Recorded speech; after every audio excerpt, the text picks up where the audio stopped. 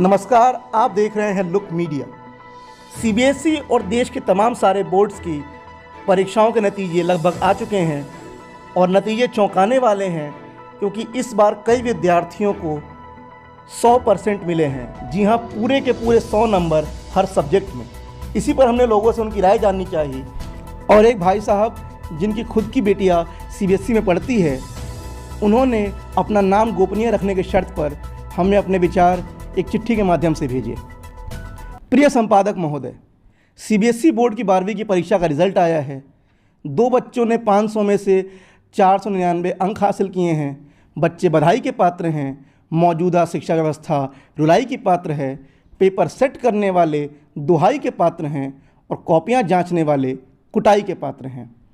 जिस बोर्ड के अंतर्गत पढ़ रहे बच्चे 500 में से 499 या 500 में से 500 अंक ले आएँ, उस बोर्ड के मेंबरान को साइकिल के नीचे कूदकर जान दे देनी चाहिए।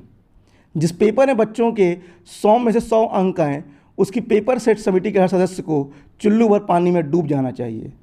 ये अंक बच्चों की प्रतिभा की निशानी कतई नहीं है। ये एक पूरी शिक्षा व्यवस्था की दिमागी रूप से दिवालिया हो जाने की निशानी है। और कॉपी जांचने वाले महानुभावों के कहने ही क्या, ये अंक कुबेर जन नहीं अवतार लेते हैं। हिंदी के प्रश्न पत्र में 4 काव्यांशों के काव्य सौंदर्य पूछे गए थे। इन 4 कवियों की तस्वीरों पर फिर से हार चढ़ा देना चाहिए और उनकी रचनाओं को सिलेबस से निकाल कर बाहर कर देना चाहिए कि भैया आपकी रचना की अंतिम समीक्षा आ चुकी है और उसके 10 में से 10 नंबर देकर अन्यतम होने की पुष्टि की जा चुकी है। आपकी रचना की ओवरहॉलिंग हो चुकी है। उससे नए विचार उठने की कोई संभावना अब बची नहीं है। आचार्य महोदय के बैठने के लिए नामवर सिंह जी की कुर्सी लाई जानी चाहिए। अंग्रेजी के पेपर में एक लेटर टू द एडिटर लिखना था, जिसमें महिलाओं की समसामयिक समस्याएं और उसके सुधार पर अपने विचार लिखने थे। महिला आयोग के अध्यक्ष को अपनी कुर्सी तुरंत उन अध्यापिका महोदया के लिए छोड़ देनी चाहिए, जिन्होंने पूरे अंक देकर यह पुष्टि कर दी कि महिलाओं की सभी समस्याएं समझी जा चुकी हैं और उनकी स्थिति सुधार के अंतिम तरीके आ चुके हैं। साइंस मैथ में सैकड़ा मारने वाले छात्रों के दल को उनके शिक्षक महोदय और कॉपी जांचने वाले अंगराज कर्ण के नेतृत्व में PISA यानी कि program for international student assessment, जिसे हिंदी में कहते हैं अंतर्राष्ट्रीय छात्र मूल्यांकन कार्यक्रम में भेज देना चाहिए, जहां से आखिरी भारतीय दस्ता 2009 में गया था और बिना कोर्स पूरा किए भाग आया था और तब से वापस गया ही नहीं। भारत के शतकवीर पूरे विश्व में नीचे से दूसरे स्थान पर आए थे। पर दोष इन मासूमों का नहीं है। दोष इन कम बुद्धि अध्यापकों, रट्टोपदादी आकलन व्यवस्था का है।